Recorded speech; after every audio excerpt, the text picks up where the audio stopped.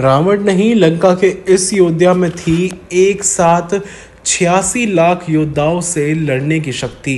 बहुत बहुत स्वागत है आपका आपके अपने चैनल मोक्ष पर। चैनल पर नए हैं तो चैनल को तुरंत सब्सक्राइब कर दें और बेल आइकन को भी ज़रूर दबा दें।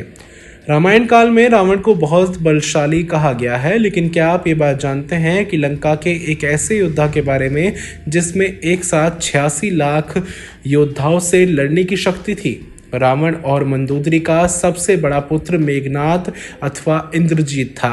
अपने पिता की तरह ये भी स्वर्ग विजय ही था। इंद्र को परास्त करने के कारण ही ब्रह्मा जी ने इसका नाम इंद्रजीत रखा था। आदिकाल से अब तक ये एकमात्र ऐसा योद्धा था जिसे अतिम हारथी की उपाधि दी गई, जिसका अर्थ है 86 लाख योद्धाओं से एक साथ लड़ने में सक्षम। मेघनाद का नाम रामायण के उन योद्धाओं में लिया जाता है जो कि ब्रह्मास्त्र, वैष्णवास्त्र तथा पाशुपात अस्त्र के धारक कहे जाते हैं। मेघनाद ने अपने गुरु शुक्राचार्य के सानिध्य में रहकर त्रिदेवों के द्वारा कई अस्त्र शस्त्र एकत्र किए। उसने स्वर्ग में देवताओं को हराकर उनके अस्त्र शस्त्र पर भी अधिकार कर लिया। मेघनाद को धनुर्विद्या और मायावी शक्तियां प्राप्त थी जिनका वो गलत इस्तेमाल करता था, जैसे इंद्र पर विजय करना, हनुमान जी को बंदी बनाना, राम लक्ष्मण को 2 बार युद्ध में हराना।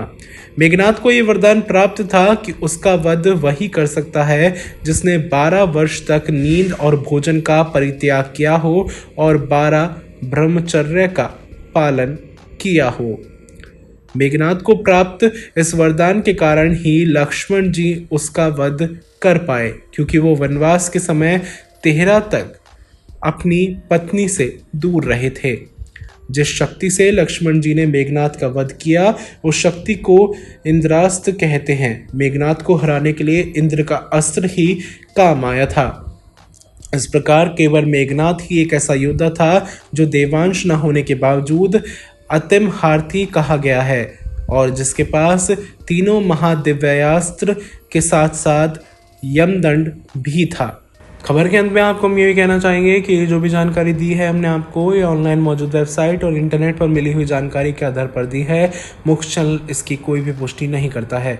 ऐसी तमाम महत्वपूर्ण जानकारियों के लिए मोक्ष चैनल को सब्सक्राइब कर दें और बेल आइकन को भी ज़रूर दबा दें।